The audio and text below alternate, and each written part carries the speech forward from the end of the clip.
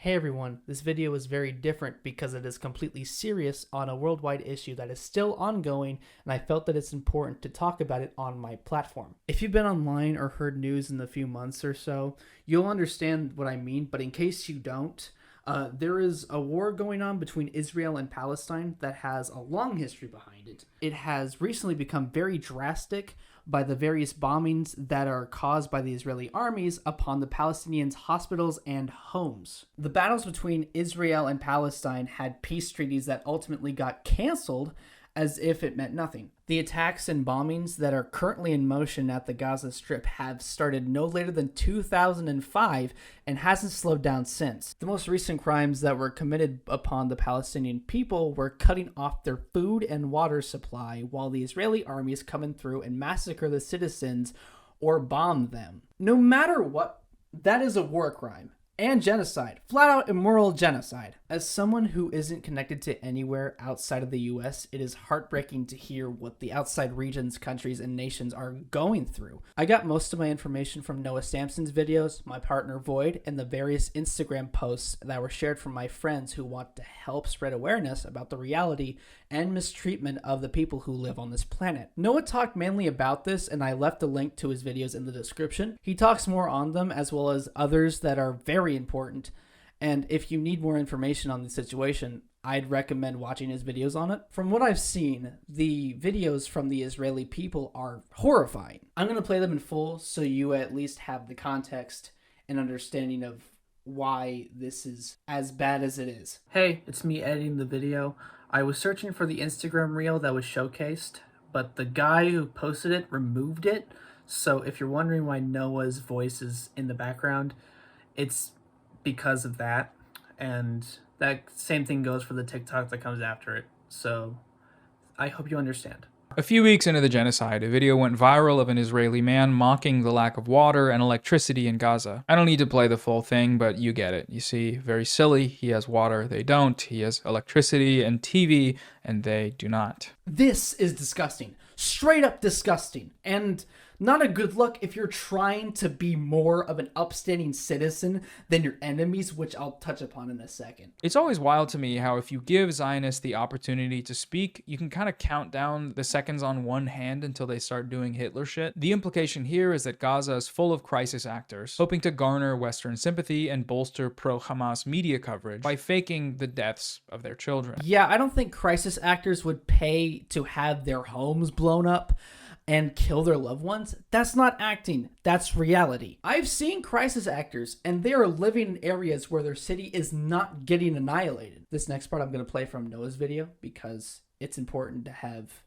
his points because they mirror what I am thinking, and he knows exactly what he's talking about. At the recent March for Israel protest in Washington, D.C., we saw a lot of signs expressing this desire for collective punishment. Let Israel finish the job. Many Gazan civilians are Hamas in training. There is no proportional response to Hamas. The speakers at this rally went similarly mask off. As Prime Minister Netanyahu says so well, this is a fight between good and evil, between light and darkness, between civilization and barbarism. Even Netanyahu knew that the tweet openly expressing genocidal intent was not a good look. It's never a good look, is it, saying Hitler stuff? But when you're talking to a big crowd of Zionists, it's a safe space for you to open up and share your Hitlerian feelings. This is a fight between good and evil, between light and darkness. I don't think that is a sentence that should be used against real people. Usually the good people in war never outright say that they're good people, because if they do,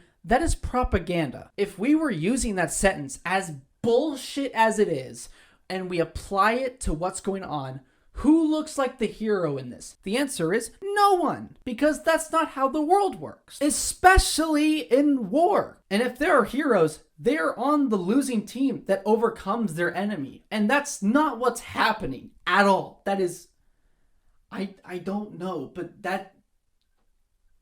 it's wrong. It's completely wrong. And if we put the videos of the victims and the TikTokers laughing at them, then it is black and white. But no matter what context, no matter what the argument is, This is murder, genocide, and undeserved bloodshed. There was an Instagram post that made me paralyzed for a bit, and that post says, Israelis open fire on Palestinians trying to return home during truce. Innocent people were gunned down while trying to be with their families in one of, if not the darkest time in their lives. That is fucked up. And to hear there was a truce between those nations hurts more. That day that a truce was made still killed people. I don't know what else to say. But what can be said is to spread the word around that the injustice to the Gaza Strip and Palestinians needs to slow down or stop entirely. There's a woman on Instagram named wizard_bison1 who is within the walls of Gaza and is actively revealing the heartbreaking news of what is going on day after day. One of the saddest ones was on the 19th of November, where Bison has to live in a tent in what looks like a rainstorm. It's raining. Hundreds of thousands of people are in tents. They don't have any place to go or in the streets. I'm one of them. It's cold, it's windy, it's raining.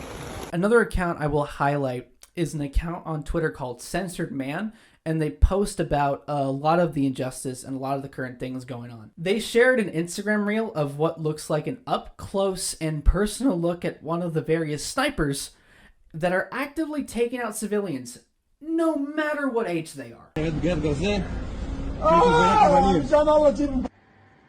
Israel has a new weapon. The new sniper. Where soldiers don't even have to exit the vehicle to kill. And not at all. Recently tested it on a civilian.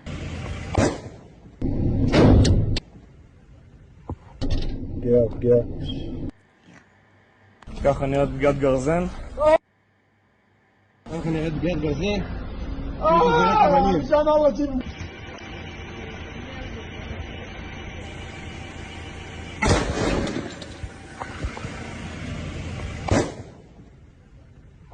I don't have words other than fear and anger. The people who drive those and just fire at anyone are evil. Straight up evil. Like, no empathy, no nothing. Cops carry around guns in case they need it. What is their excuse? And to blame it on a guy throwing a stone when he clearly wasn't. He was just standing around the corner with a friend just by watching the footage. No matter what context, a sniper saying this is what you get for throwing a rock at a man with a mangled leg on the ground bleeding out, there's nothing valid in that reason for shooting him. Hey, I'm back again. I want to say out of the gate that even though I showed off clips with arguments of why they're immoral, I will say that I'm not the most educated on this. There were parts of the video I had to cut out because they were proven wrong fairly recently.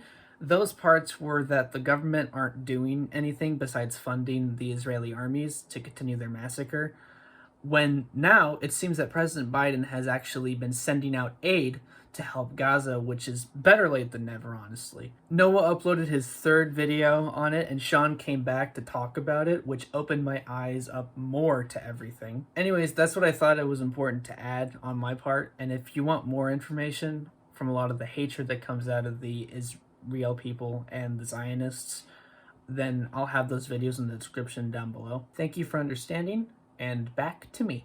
What I've just shown you only scratches the surface, and there's so much coming out day after day after day, and it's disturbing to say the least. These were the most damning pieces of evidence I found so far, and even though these videos and photographic evidence that proves a mass genocide is happening, there are worldwide brands that continue to support it. And instead of funding them, there is an emergency relief fund going on with the goal of $2 million.